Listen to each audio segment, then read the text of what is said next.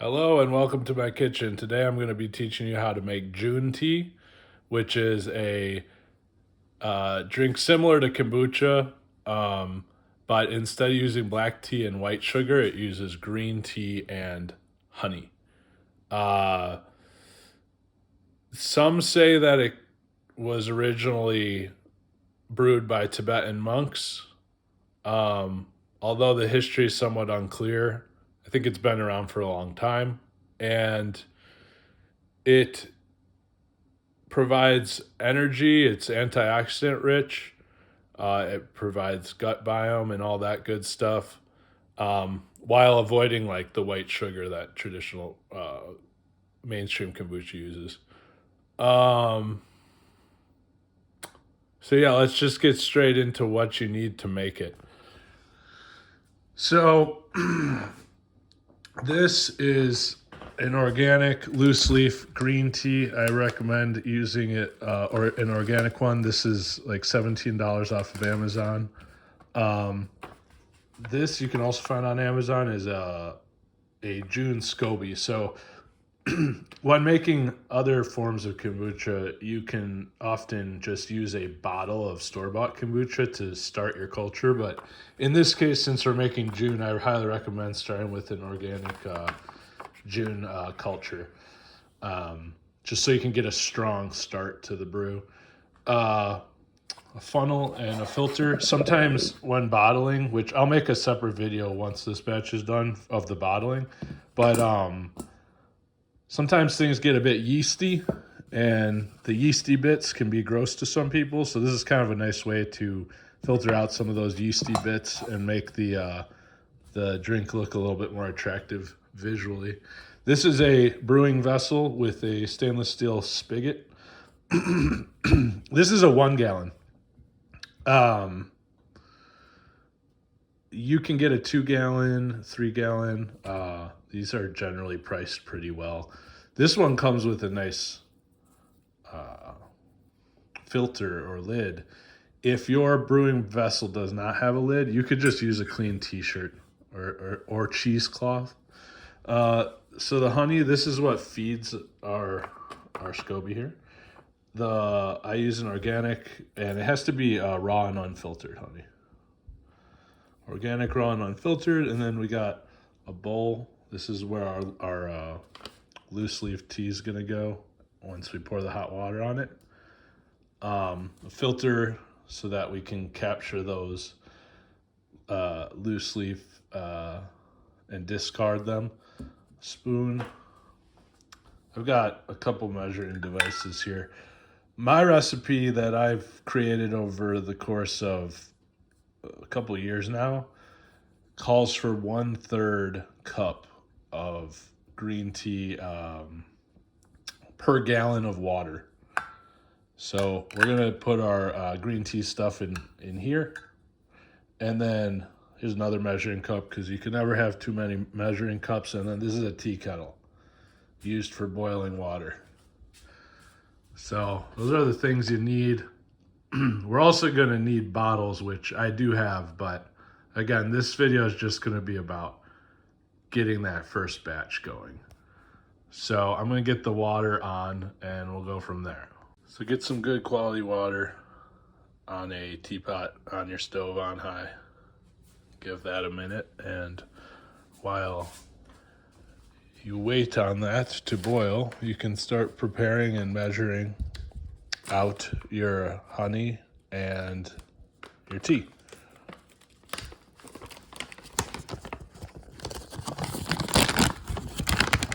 So like I said, my recipe calls for 1/3 loose leaf per gallon.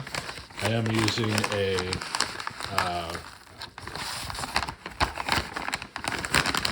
I'm using a 1 gallon vessel.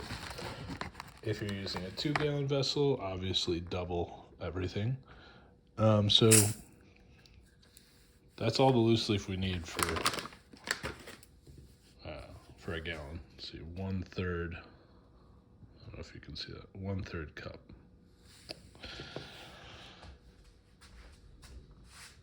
And then the honey's pretty easy too. It calls for 1 cup per gallon. So,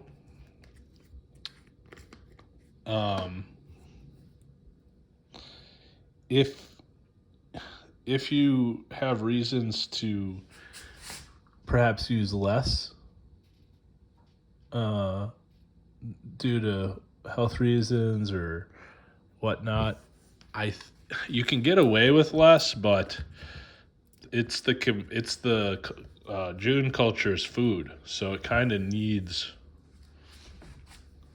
to consume this. That's what lets it give off all of its carbonation and good stuff. So it may seem like a lot, a gallon of honey a cup of honey per gallon of water, but a lot of it's going to be consumed and turned into more of like almost like a vinegar. Now, I want to mention while we're talking about honey that if we pour scalding hot water on this honey, we actually burn off a lot of the good beneficial stuff. So we don't want to do that. We want to be conscious of that.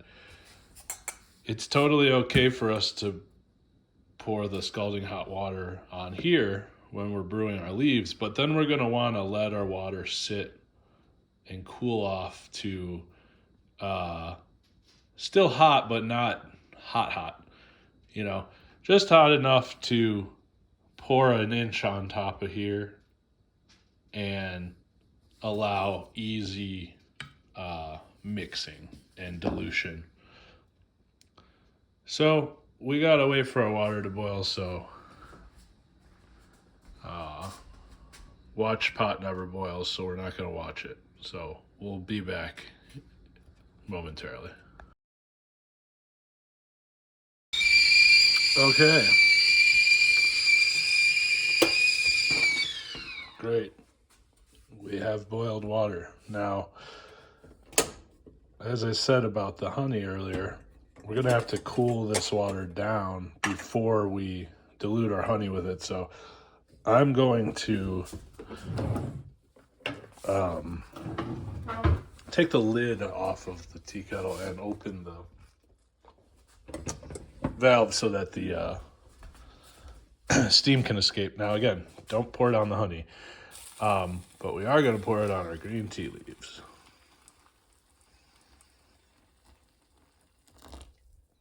Just enough to make sure they're all nice and saturated.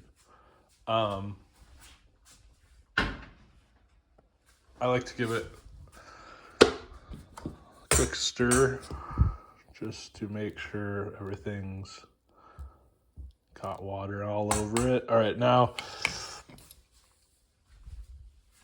I set a timer, and I recommend you do too, for 8 minutes. 8 is lucky in Asia. It's considered a lucky number. But that's not the only reason why. I experimented with different brew times. I found that 8 works quite well, and that it makes for a nice consistency, a nice medium for the kombucha, and a nice color as well. So I'll see you in 8 minutes. All right, welcome back. I did grab some bottles to show you. There's a special type of kombucha bottle that you can find online. It has this reinforced bottom, but we'll talk about the bottling in a different video after this batch is done. So right now, we got to get this in here because our 8-minute timer went off. Now,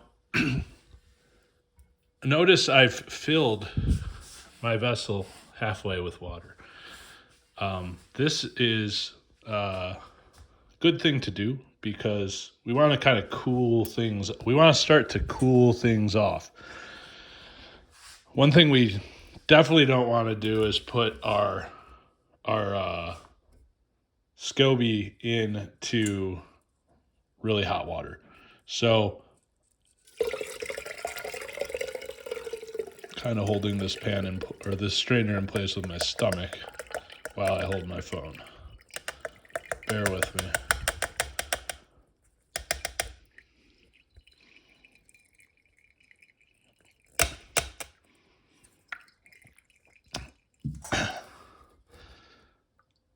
I like to squeeze the leaves at the end, but I don't know if I'm going to be able to do that with only one hand. I'm going to have to set the phone down for a moment. Maybe go like this.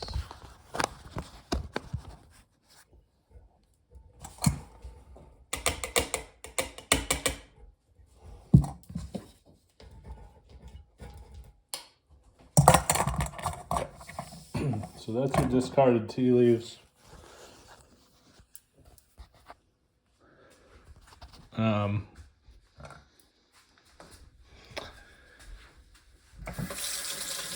Do your best to catch them really well in that strainer, or else they will end up in your kombucha, and that'll make it look less appealing with those little bits and pieces of leaf inside of the bottles. It'll just add more sediment, and I've noticed that there's two types of people that drink kombucha. Well, of the people that even like kombucha in the first place, there's ones that don't mind the sediment and all the chewy bits, as they call it, at the bottom, and then there's the people that really, really are turned off by the chewy bits. So the more we can filter out excess tea leaves and yeast, the less chewy bits, and therefore the happier people will be when they consume it. Now, you notice the steam is, we're still hot here, but it's not like scalding hot. So we can get an inch or so on top of our honey. We're not scalding the honey. It's been cooling with its lid off for 8 minutes, and I do a stir, something like this. And I'm just going to get that honey less viscous, or thin it out. Reduce the honey's viscosity with a stirring instrument. I like using wooden spoons with holes in them because it allows the it's supposed to not have that happen, but I just spilled honey. Anyway, once you feel the honey has become more of a liquid and less of a solid, then pour it into your brewing vessel. All right, give that a spin. And again, I'm making sure to leave room because the magical part of all this is about to happen, which is the addition of our scoby.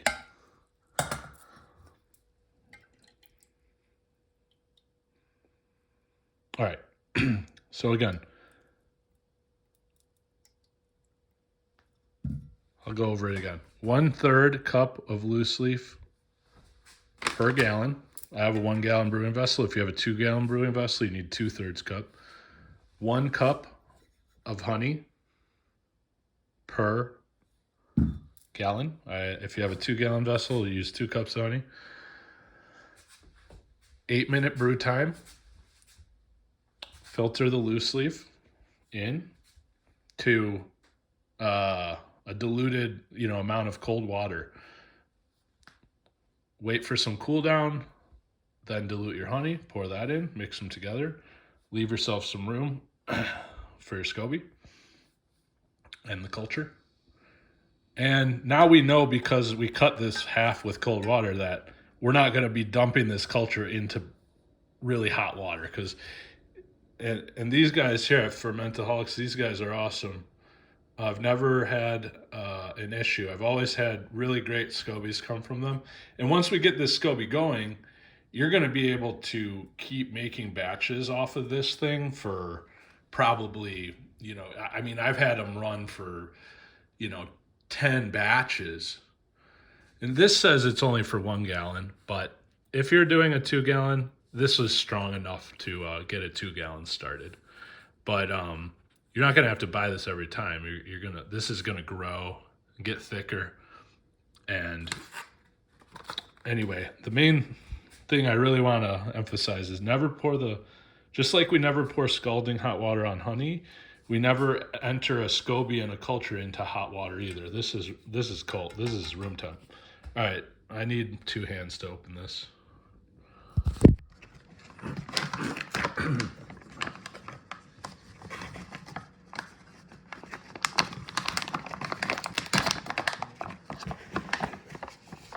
And the whole guy, name him if you want. He's going in.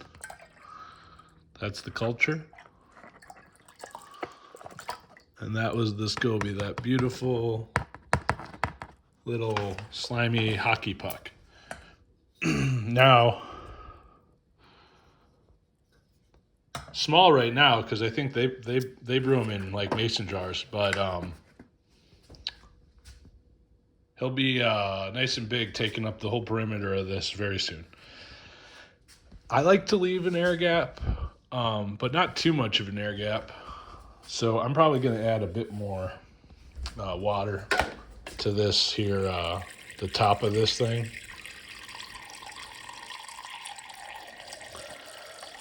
You do need to leave some room for when the scoby grows.